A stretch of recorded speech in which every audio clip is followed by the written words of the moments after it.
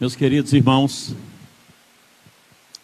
nós temos vivido um tempo novo para todo mundo, não é? Nós nunca tivemos a igreja vivendo uma experiência como essa. Nunca qualquer pastor da nossa geração pastoreou numa situação de pandemia, com isolamento necessário. A gente tem se preocupado muito com que mensagem nós devemos levar para os irmãos. Mas a gente tem também falado muito que esse tempo tem sido um tempo de muita reflexão. Uma oportunidade de reflexão. Nós estamos vivendo um hiato na nossa vida cristã. Porque nós éramos igreja, reunidos, agora nós não nos reunimos, mas voltaremos. Esse tempo vai passar. Mas enquanto vivemos esse hiato na nossa vida cristã, nós temos tido oportunidades de refletir. Por exemplo, a gente talvez não tivesse imaginado quanto a igreja faz falta, quanto o culto faz falta na vida da gente. Talvez em circunstâncias normais a gente tivesse deixado de cultuar coletivamente várias vezes e nem sempre por motivos que realmente justificavam. Talvez nós não tivéssemos levado a nossa vida cristã como nós deveríamos levar. Mas agora a gente está podendo refletir sobre isso. E a gente tem conversado, principalmente a nível de liderança de outros pastores, como será a igreja depois da pandemia?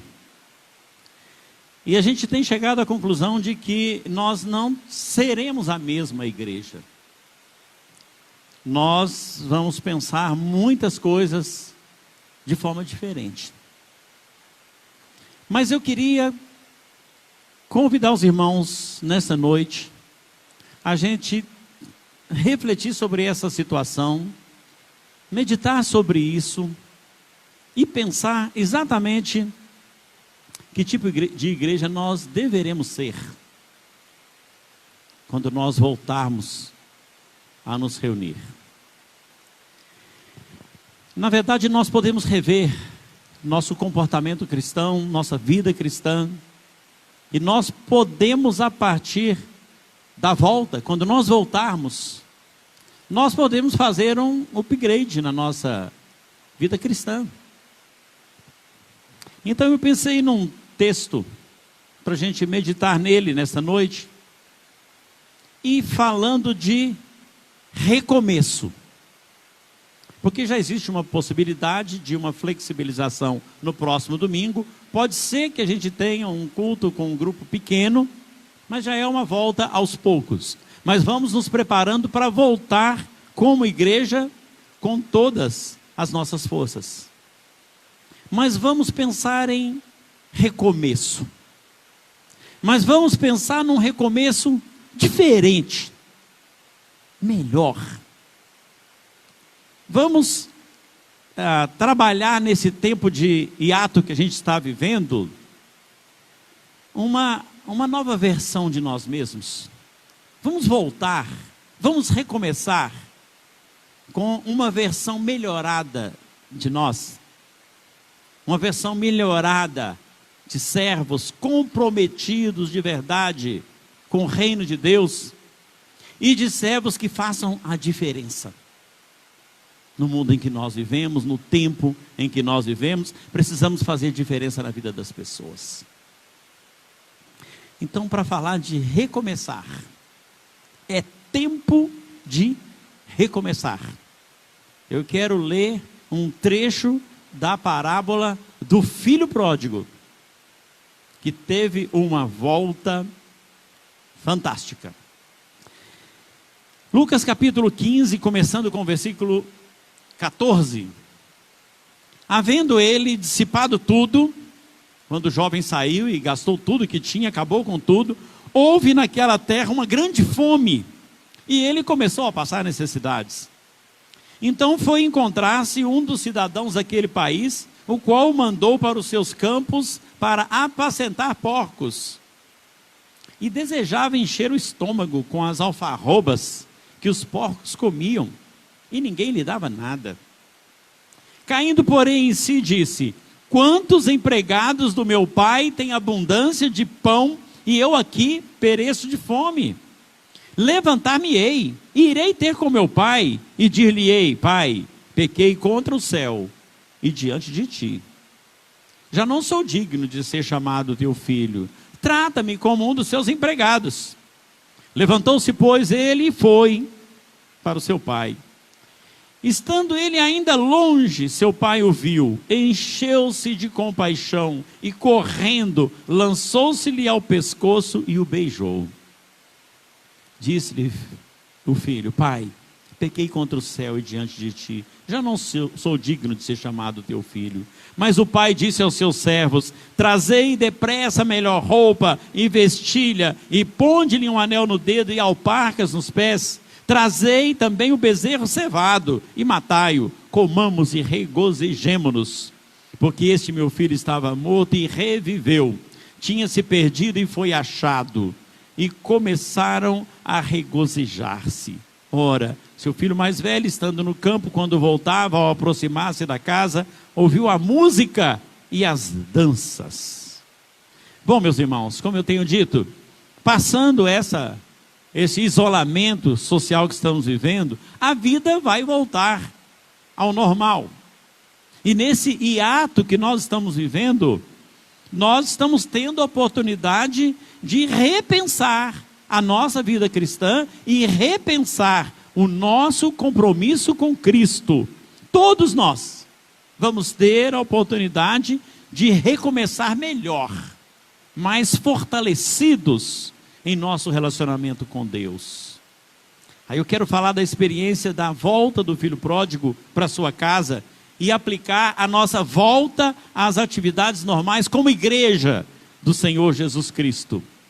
Hoje nós estamos distantes, sentindo falta dos cultos coletivos, da adoração coletiva, da comunhão com os irmãos, até do nosso envolvimento nos ministérios, sentindo falta da EBD, das classes reunidas, da reunião dos adolescentes, da reunião da terceira idade, da MCM reunida, fazendo seus estudos, os estudos bíblicos na igreja, as reuniões diversas.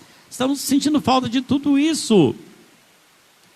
Nosso texto, Jesus ensina através dessa parábola sobre as possibilidades de recomeçar diferente, para melhor. Nesse recomeço, nós vamos ter que romper com o passado.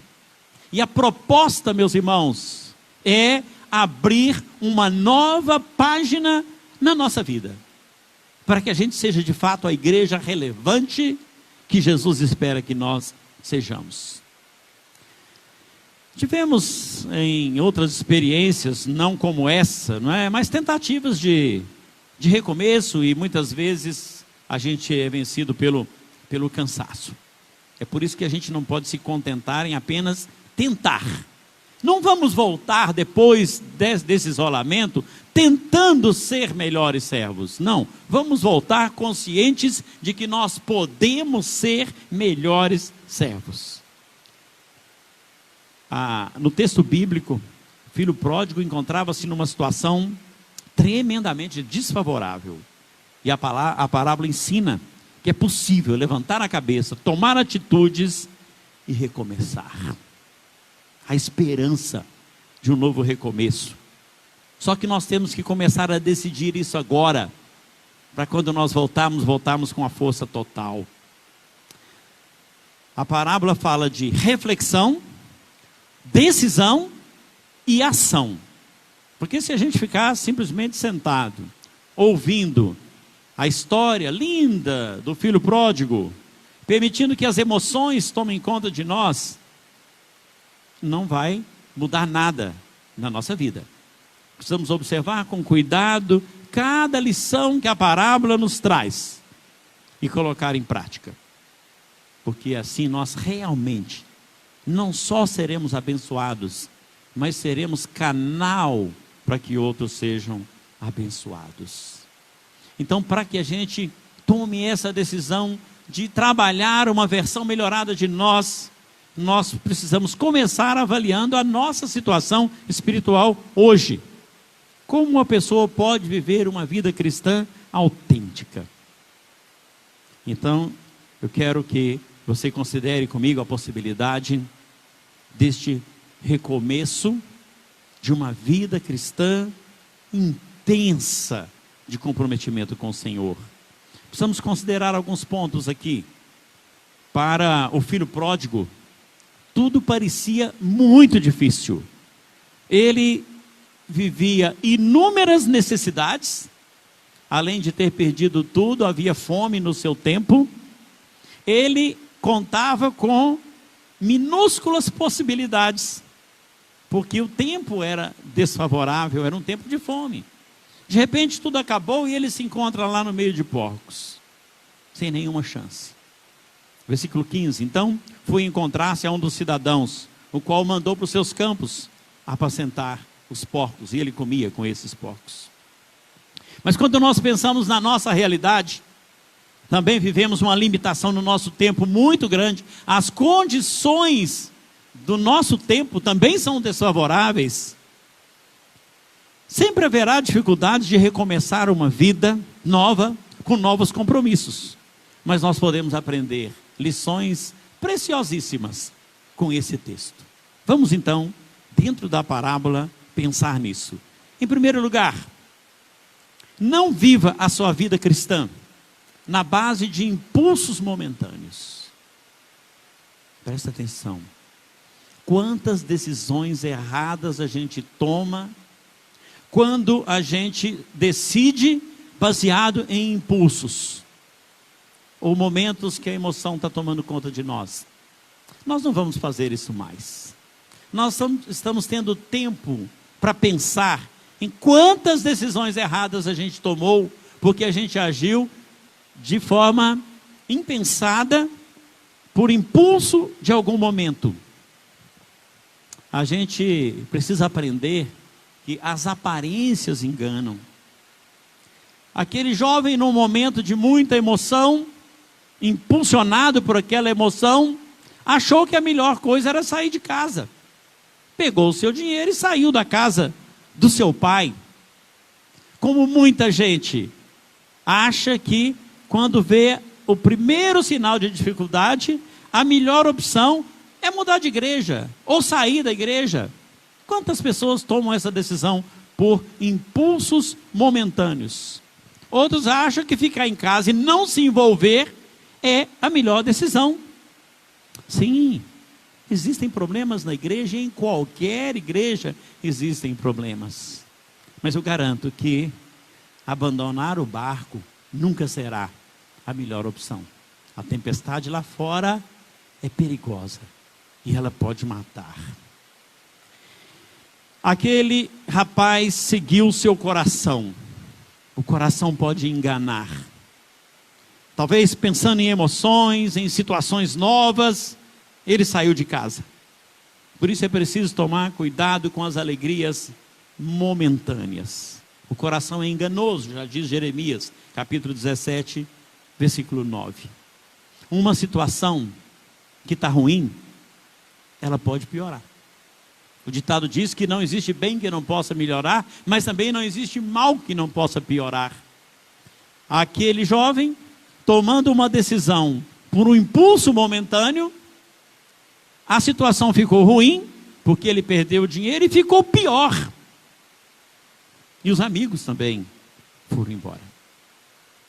Meus amados irmãos, fora da comunhão com o Senhor, e fora da comunhão com a igreja do Senhor, a situação será sempre pior. Então a primeira lição que nós precisamos aprender com essa parábola é a não tomar decisões com base em impulsos momentâneos. A vida cristã não pode ser vivida nessa base. Deus nos deu inteligência para a gente usar. A segunda lição que nós aprendemos nessa parábola: Busque conhecer-se a si mesmo. Aquele jovem achava que era autossuficiente para controlar e dirigir a sua vida. Por isso saiu da casa do pai. Não demorou muito tempo. Ele reconheceu quem ele era. Uma pessoa quebrada, perdida, sem lar, sem família, sem sustento, sem tudo o que ele tinha. Quanto tempo demorou para que ele percebesse a situação em que ele se encontrava?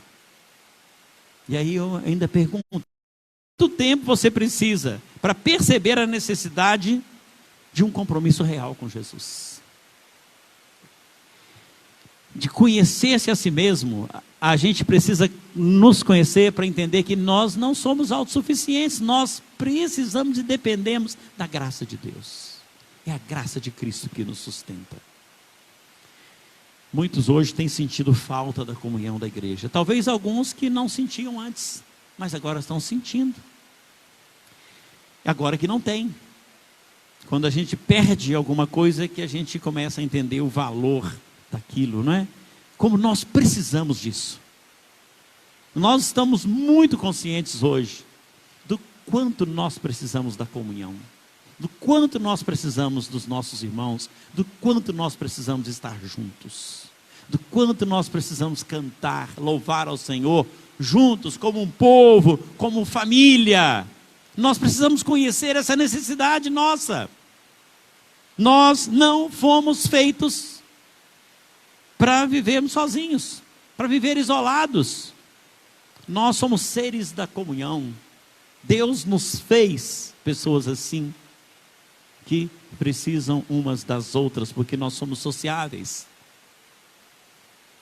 Quando a gente se conhece, aí a gente busca suprir essa necessidade. O filho pródigo precisou estar numa situação terrível, entre porcos. Ele caiu em si, diz o texto. As suas ações que levaram ele naquela situação. E ele percebeu que foi um tolo em abandonar a casa do seu pai. Nós estamos tendo tempo para pensar nisso. Na importância, no valor que tem a comunhão com o povo de Deus.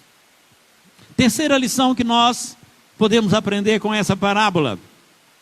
Quando entendemos o valor da comunhão com Deus e a sua igreja, nós somos confrontados com as nossas perdas. Aquele jovem, caindo em si, no versículo 17, ele disse: quantos empregados de meu pai têm abundância de pão, e eu estou aqui passando fome. Olha a condição daquele jovem. Quantas coisas a gente perde quando a gente perde a comunhão. O filho pródigo tinha o conforto da sua casa. Nós temos uma igreja que para nós é um lugar de segurança. O filho pródigo, ele tinha na sua casa abundância de bens, de coisas materiais. Nós temos um Deus que nos sustenta e que supre todas as nossas necessidades. E usa uns para que sejam bênçãos na vida uns dos outros. Aquele filho tinha uma posição de dignidade, ele era filho. Nós somos filhos, fazemos parte da família de Deus. Por que alguém decide se afastar da família de Deus? Nós temos um pai que acolhe seus filhos e que cuida de cada uma das suas. Quarta lição que vamos aprender com essa parábola: precisamos recomeçar com grandes projetos. Se daqui a pouco nós vamos voltar à vida normal e queremos começar bem, melhorados, nós precisamos ter projetos de vida. Qual é o seu projeto de vida? O que você quer para você? Primeiro é preciso pensar num projeto pessoal. Aquele jovem, versículo 18, versículo 20, ele disse: eu vou me levantar e eu vou encontrar com o meu pai. Então esse é o projeto pessoal, ação. levantar, atitude. E ele disse: eu vou falar com meu pai, olha, eu pequei contra Deus e pequei contra o Senhor. E ele disse mais: eu estou disposto a trabalhar como um empregado. Então coloque isso no seu projeto pessoal, do upgrade da sua vida cristã. Volte-se com atitude para o Senhor, mas com atitude de disposição para trabalhar e para servir ao Senhor, para ser um instrumento nas mãos de Deus, uma ferramenta útil na obra do Senhor. Aquele jovem decidiu ter um projeto relacional. Esse é o segundo projeto que você precisa ter, nós precisamos ter. Ele diz: eu vou falar com meu pai, eu pequei contra o Senhor. Então ele decide reatar o seu relacionamento com o pai. Ele falhou com o pai. Com certeza havia problemas na sua família, como toda família tem seus problemas. Mas era melhor estar junto com a sua família, com todos os problemas, do que fora dela. Então faça projetos relacionais com Deus, com a igreja do Senhor Jesus Cristo, com o povo de Deus, com os irmãos, a família que Deus te deu. Faça um projeto espiritual, porque aquele jovem disse: eu pequei contra o céu, depois que ele disse que pecou contra o Pai. Projeto espiritual é aquele projeto que você faz na sua vida, de orar, de buscar ao Senhor, de estar em comunhão, de buscar crescimento espiritual, pelo conhecimento da palavra, por vida de oração, por vida de relacionamento pessoal com Deus. Então, se vamos recomeçar, passada essa situação, tenha grandes projetos, projetos que honrem, que glorifiquem o nome do Senhor e que vão produzir crescimento espiritual para a sua vida. E em quinto e último lugar, decida ser um crente mais fiel e prepare-se para ser surpreendido. Quando você toma decisões com Deus, de ser o melhor servo, de ser o melhor crente, de ser uma ferramenta mais utilizável pelo Senhor, com certeza Deus te surpreende. Então, a quinta lição é essa: tome a decisão de ser um crente mais fiel e prepare-se, porque Deus vai te surpreender. Prepare-se para ser surpreendido. Aquele jovem decidiu voltar para casa. Quando ele estava ainda longe, mas já avistando a porta da sua casa, quem estava lá na porta? O pai. O pai já estava esperando. Versículo 20: levantou-se, pois, e foi para o seu pai. Estando ele ainda longe, seu pai o viu, encheu-se de compaixão e, correndo, lançou-se-lhe ao pescoço e o beijou. O pai correu em direção a ele. Que coisa linda, meus irmãos. Esse é o nosso Deus. Esse é o nosso Deus que está sempre esperando atitudes nossas, atitudes boas, atitudes positivas, atitudes favoráveis. Ele está sempre esperando para essa comunhão gostosa com Ele. Quando nós tomamos a iniciativa, então Ele já está com o braço aberto para nos receber. Lá em João diz que o Pai procura aqueles que o adoram, mas que o adorem em espírito e em verdade. O texto diz que o Pai procura estes tais.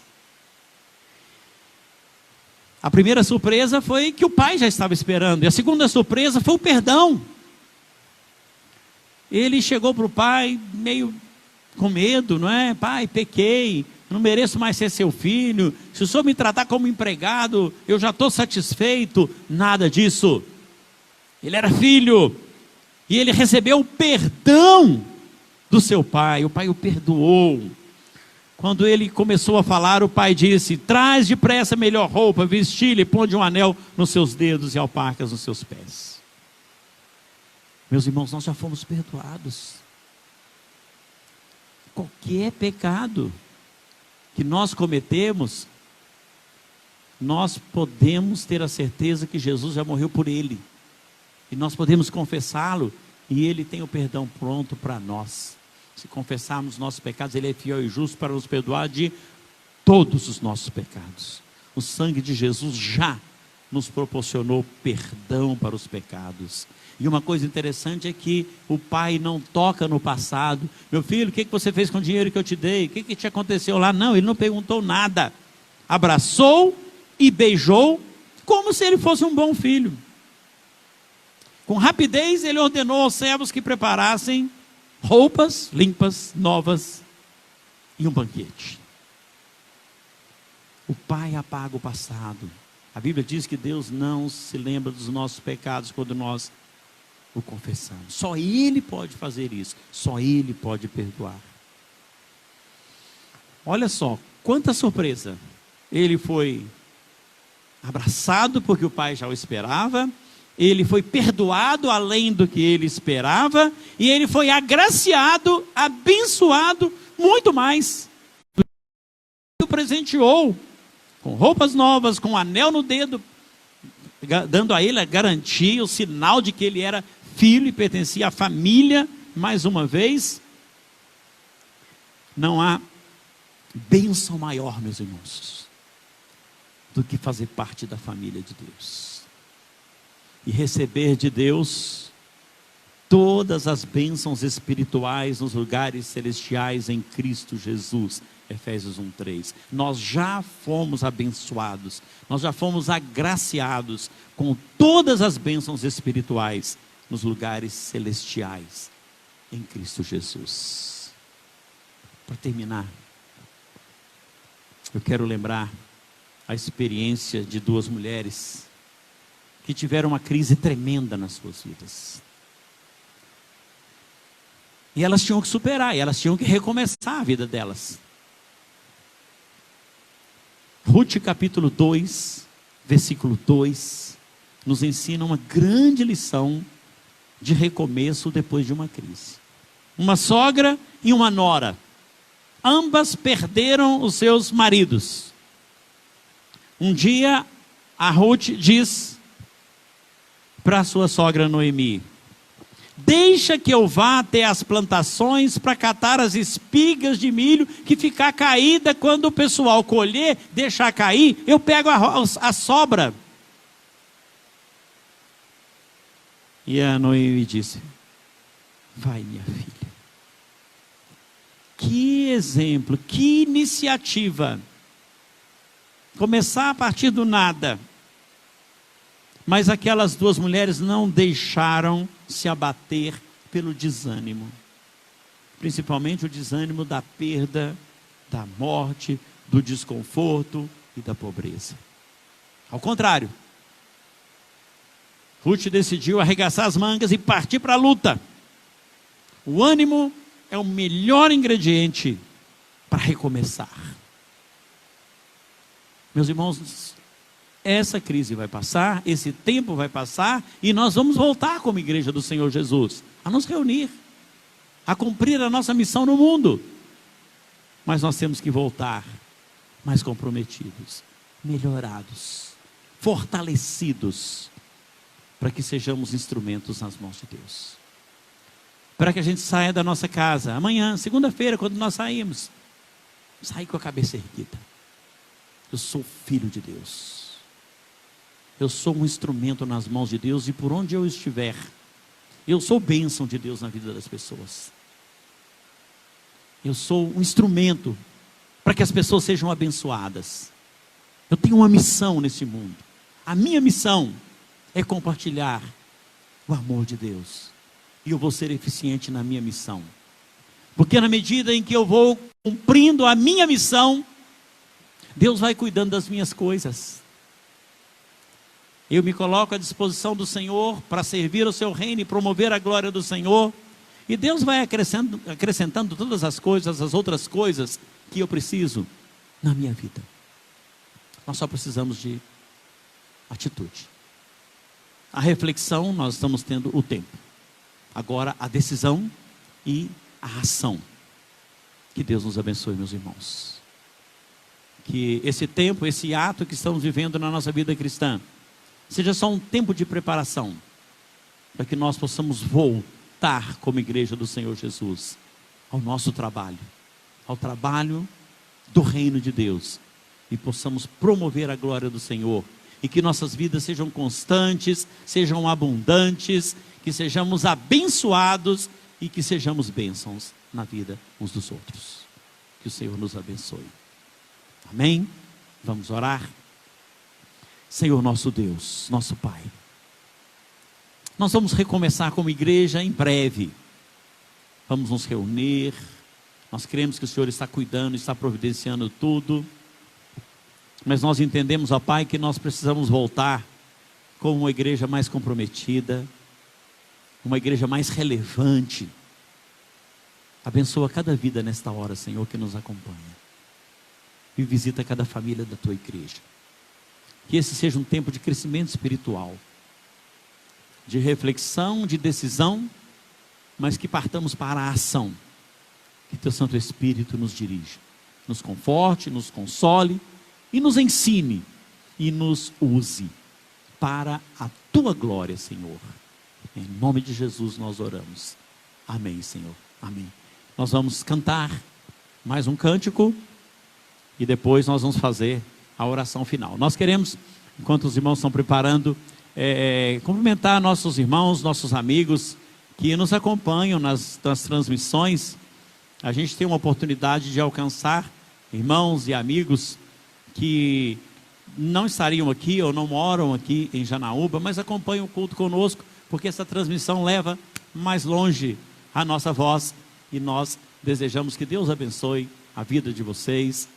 A Espinosa, o prefeito Milton, está nos acompanhando, todos os domingos ele acompanha. Deus abençoe sua vida, Deus abençoe sua família, e Deus te dê sabedoria, senhor prefeito, aí na sua cidade, porque as decisões são do executivo, e que Deus te dê sabedoria para que você tome decisões acertadas. Temos orado também pelo nosso prefeito aqui em Janaúba, Carlos Isaildon, porque tanto ele quanto o comitê tem que tomar decisões, e é preciso muita sabedoria nessas decisões, e como igreja, nós estamos no nosso lugar, fazendo a nossa parte, intercedendo a Deus, para que Deus dê sabedoria, e que as decisões tomadas sejam favoráveis ao bem-estar, à paz em todos os lugares. Vamos cantar.